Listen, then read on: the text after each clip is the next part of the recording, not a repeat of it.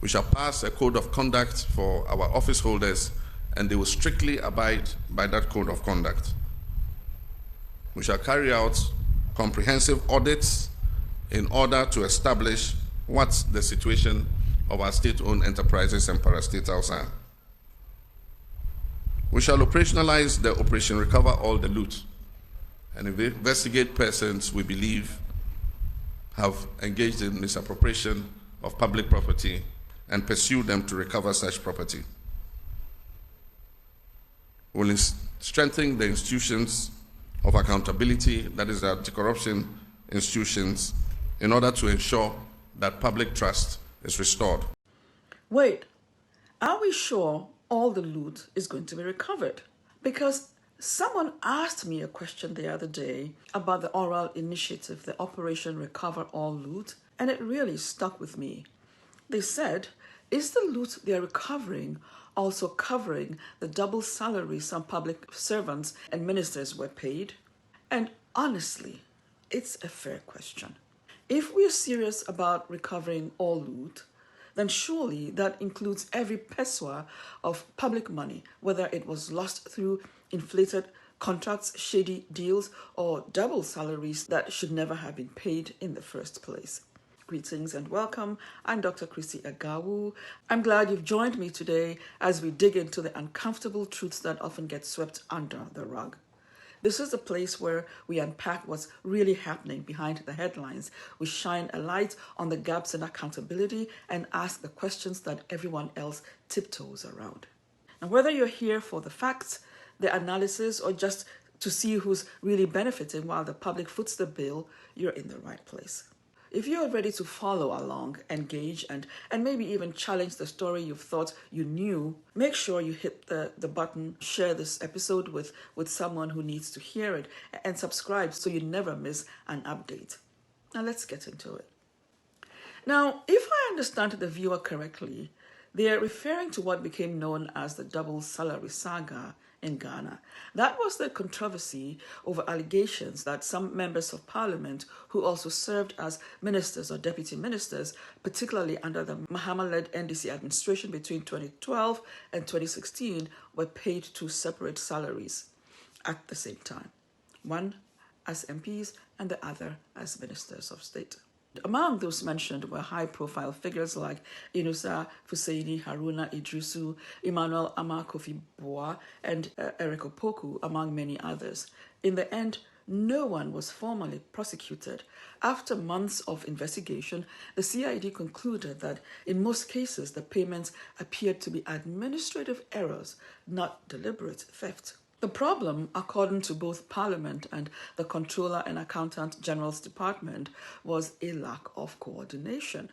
Parliament handled MP salaries while the Comptroller's office paid ministers, and the two systems simply didn't communicate. So, some of the affected officials admitted they noticed the duplication and refunded the extra money once it was flagged.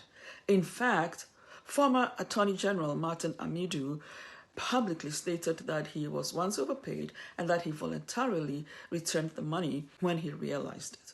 But others insisted that they never received any extra payments at all, that what they got was exactly what they were entitled to under the law. So legally, the matter fizzled out. But politically, it left a bitter aftertaste, a symbol of how weak oversight and poor payroll management can blur the line between error and abuse. And that's what makes the viewer's question so powerful. Because if Operation Recover All Loot is about accountability, then it can't only focus on scandals or on opponents. It has to reckon with old wounds too, right? The double salary saga may be over a decade old, but it happened during the first term of the current administration. And that's why it still matters, and that's what the viewer was referring to. Now, if President Mahama now calls for a full recovery of public funds, then the principle must apply across the board. Accountability shouldn't depend on when it happened or who was in power. If we say recover all loot, then it means including cases that quietly faded away. And this conversation is even more urgent today, because right now, A sweeping payroll audit has exposed a massive problem. Over 50,000 separated workers were still being paid salaries even after they left the service, with over 150 million Ghana cedis in unearned pay flagged. Now, these include people who had died, resigned, ended their contracts, or been terminated, and yet were still being paid. And in just 2 months, the Attorney General has recovered 10 million Ghana cedis voluntarily from some of those individuals, money now deposited back into the state coffers. So yes, accountability does matter. The same audit also uncovered more than 14,000 ghost names, people on payroll whose employment couldn't be verified. They were just fake names.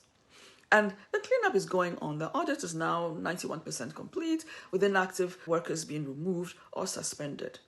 Meanwhile, government has ordered fresh investigations into 81,000 suspected ghost names in the National Service Authority, expanding the scrutiny to other state agencies. And that is why this question cuts to the heart of the matter. If the current government wants to recover all loot, does that include money lost under his own watch, even from 10 years ago, during his first term? Because if Operation Recover All Loot is to mean anything, it can't stop at political opponents or people who've simply fallen out of favor. It must address these new leaks, old scandals, ghost names, and payroll abuses in real time and across all timelines. Real recovery means everyone is held to account: ministers, MPs, civil servants, past and present. Otherwise, it's not Operation Recover All Loot, it's Operation Recover Some Loot. And the people can see the difference. People, if you found this eye-opening, make sure to subscribe so you never miss an update. Like it if it got you thinking, and share with someone who needs to hear the truth. And let's keep this conversation going until the next time.